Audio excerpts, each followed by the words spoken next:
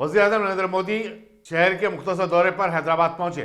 शमशाबाद के Rajiv Gandhi international airport पर रियासती गवर्नर टी सुंदरराजन, मरकजी वज़ीर सेहत जी किशन रेड्डी, रियासती वज़ीर animal husbandry T Srinivas Yadav, chief secretary Somesh Kumar, director general police M Mahendra Reddy और दूसरों ने उनका खैर मकदम किया। चीफ मिनिस्टर के चंद्रशेखर राव नासाजी मिजाज के सबब एयरपोर्ट नहीं पहुंचे। वज़ीर-ए-आज़म के हमरा मरकजी वज़ीर ज़राअत नरेंद्र सिंह तोमर भी थे।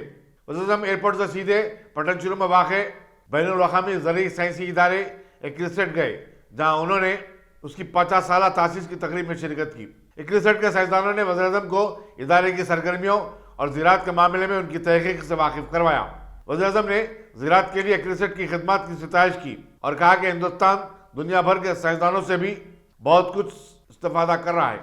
वज़ीर-ए-आज़म ने दिल्ली को अपनी वापसी से कबल ज़िले रंगारेड्डी के मुचंतल में वाक़े रामंजोचार्य आश्रम में जो 40 एकड़ अराजी पर फैला हुआ है स्टैच्यू ऑफ इक्वलिटी की नकाबकुशाई अंजाम दी।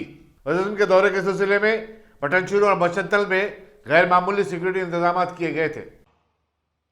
बहुत बेहतरीन काम कर सकते हैं।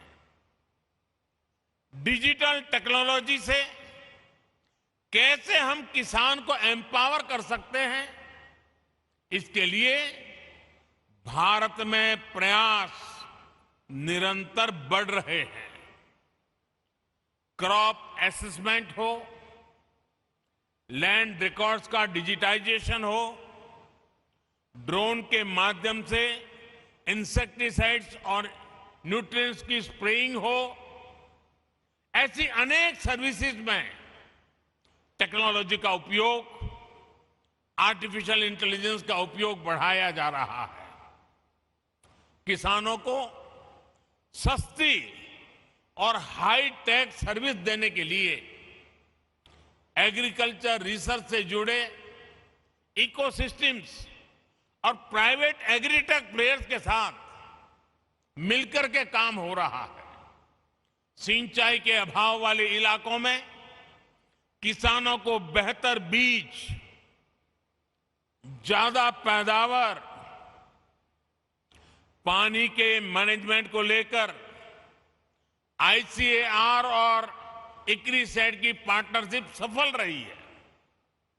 इस सक्सेस को डिजिटल एग्रीकल्चर में भी विस्तार दिया जा सकता है।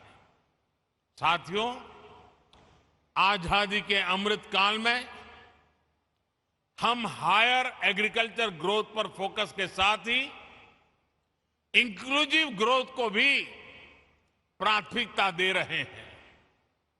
आप सब जानते हैं कि कृषि के क्षेत्र में महिलाओं का योगदान बहुत अहम है।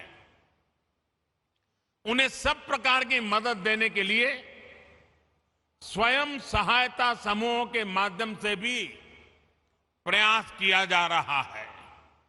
खेती में देश की एक बहुत बड़ी आबादी को गरीबी से बाहर निकालकर बेहतर लाइफस्टाइल की तरफ ले जाने का पोटेंशियल है। ये अमृतकाल कठिन भौगोलिक परिस्थितियों में खेती करने वाले किसानों को कठिनाइयों से बाहर निकालने के नए माध्यम भी मुहैया कराएगा। हमने देखा है, सिंचाई के अभाव में देश का एक बहुत बड़ा हिस्सा ग्रीन रेवोल्यूशन का हिस्सा नहीं बन पाया था। अब हम दोहरी रणनीति पर काम कर रहे हैं। एक तरफ हम वाटर कंजर्वेशन के माध्यम से नदियों को जोड़कर एक बड़े क्षेत्र को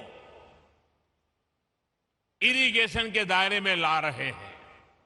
और अभी जब मैं प्रारंभ में यहां के सारे अचीवमेंट्स को देख रहा था, तो उसमें बुंदेलखंड में किस प्रकार से पानी के प्रबंधन को और पर ड्रॉप मोर क्रॉप के मिशन को सफल करने के लिए कैसे सफलता पाई है, उसका विस्तार से वर्णन मेरे सामने साइंटिस्ट कर रहे थे। वहीं दूसरी तरफ हम कम सिंचित क्षेत्रों में वाटर यूज एफिशिएंसी बढ़ाने के लिए माइक्रो इरिगेशन पर जोर दे रहे हैं। जिन फसलों को पानी की जरूरत कम होती है और जो पानी की कमी से प्रभावित नहीं होती, उन्हें भी आधुनिक वैरायटी के विकास से प्रोत्साहन दिया जा रहा है।